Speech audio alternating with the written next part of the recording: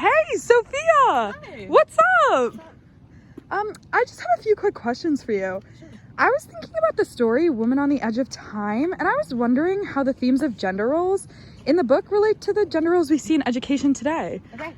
So there's a few themes in Woman on the Edge of Time that definitely relate to the gender roles that we see in education today. One of the ones that stood out to me the most, though, was kind of this idea about women acting out and being insane or emotionally unstable. At the beginning of the book, Connie hits Geraldo, which is her niece's pimp, because he's trying to give her an abortion, and she had a very good reason to act the way that she did, but she was the one who was sent to an insane asylum. And I think that this kind of combats with themes that we see a lot in society today, and even in the education system, because in the past, women really weren't allowed to hold like higher positions like superintendent, or they were really only allowed to be teachers. And I think that one of the reasonings for this was because women couldn't be trusted with such high positions and to make such big decisions because they're seen sometimes as emotionally unstable, or when they get angry they're seen as insane. And I think that that's a huge theme that was seen in the book at the beginning of the story, and I think it's something that women struggle with a lot today, and I think that they struggle with it, women in education struggle with it as well, because like I said before, now it's a little bit different. You see more women as superintendents, as principals and everything. But in the past, that really wasn't a thing. Women were really only teachers, and it was the men who held these higher up positions that made these important decisions. Again, because women were seen as not as emotionally stable. Nobody wanted them to act out or be insane. Great point. What about Luciente's world? What were the gender roles like there? Okay, so Luciente's world, there's pretty much there's no gender roles really there. Fathers are mothers, mothers are fathers. Everyone is totally and completely equal. If you thought about a perfect world in terms of feminism, it would be Luciente's world. There's actually a lot of interesting things that go on, like the males in Luciente's world actually breastfeed. The babies are born out of tubes, which completely takes away this idea of kind of motherhood and being a mother, and which altogether kind of just eliminates the gender roles, because we have these gender roles of woman being the mother to their children. In terms of education and stuff, you know, women were expected to get stuff done around the house while their kids were at school, and this left the men to work. And I think that Luciente's world really kind of it really eliminates all of these stereotypes, because women and men are completely equal. It's pretty much like an idealistic world for, you know, for feminists and women who just, you know, want to be equal. And yeah. Wow, that's crazy, but it sounds like a pretty ideal world if you ask me. Anyway, what about families? What are those like, and how does it contrast with the ideal family in our world? Okay, so families in Luciente's world are actually very interesting. So they kind of switch off kids, which I think was kind of funny in the story. There's one part where Connie asks someone in the story, why would people want to see other kids' artwork? And he says, well, they're all our kids, you know, we get sick of them, we switch them off. And I thought that was kind of funny. And so really their whole idea of family is kind of completely different than ours, than having an ideal, you know, a brother or a sister.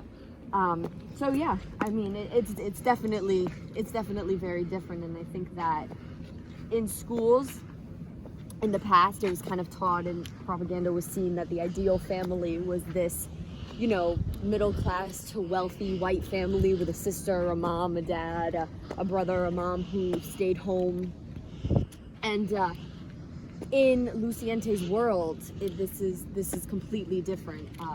You know, there's really, as I said before, there's no real gender roles, so everyone's kind of equal and they just do their own thing. The mothers aren't expected to stay home, fathers aren't expected to go to work. It's kind of just everyone. It's really a free world, you know, and women aren't expected to be the teachers. A man could be a teacher if he wanted to, and it wouldn't be weird. And yeah, so the idea of an ideal family is definitely very different in Luciente's world than it is in our world today. And even in our world today, we think of ideal families kind of being these families who who are together and who all get along and who are stable in their finances, and in Luciente's world it's completely different. Nice. What about race? What's that like in Luciente's time? So there are different races. There's Nice. And what about race? What was that like during Luciente's time?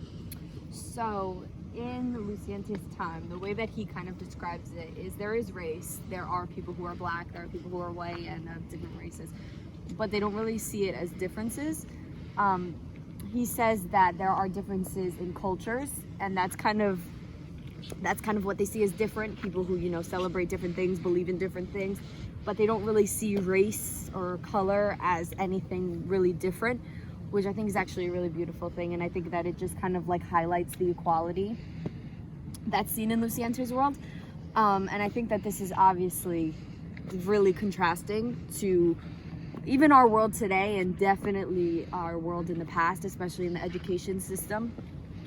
As we learned in class, you know, blacks and whites were extremely segregated. Even Hispanics and non-Hispanics were extremely segregated. We know that the only people who got the real opportunities, or who, you know, people thought that only the white boys were going to be successful and make a lot of money, and they would give Hispanics or Mexicans the education that they felt that best served them, because they didn't think that they could do much, and they were always seen as inferior.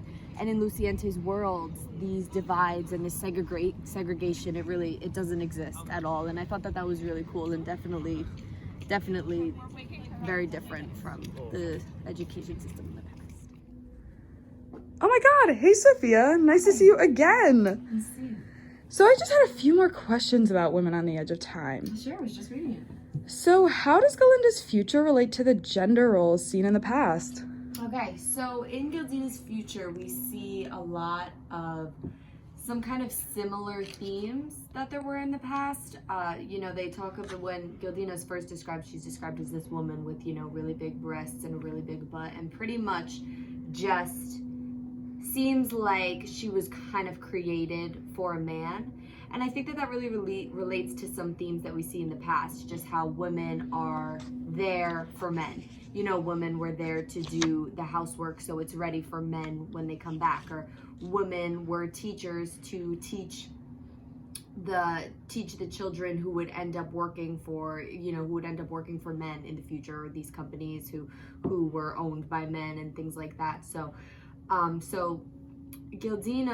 feel that Gildina's time kind of replicates our past and our present as well, way more than Luciente's does, because we kind of see way more equality in his world, and in Gildina's world it's just kind of more of the women are a little bit more there for the men, which kind of relates to our time now. That's so true. I just have one more question. Sure. How does class and wealth in Gildina's time relate to themes of class and wealth in the education system? Sure. So in the past, pretty much money could buy you, and even now money can buy you a good education. And the wealthier kids were able to go to school, and the wealthier kids were able to have an education and thus get a better job and make more money. And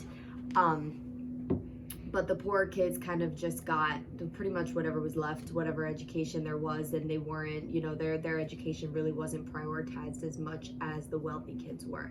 And in Gildina's world, she explains how the richer people are able to buy organs, they're able to eat vegetables, and because of this, they're able to live much longer. I think the rich people are able to live like 200 years, and the poor people are actually only able to live like around like 40-ish years.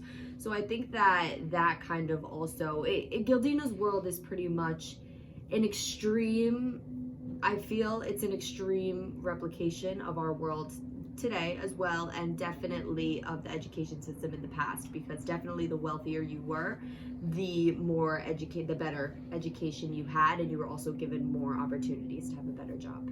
Well, that's so true. Well, thank you so much for answering all my questions, Sophia. Thank you.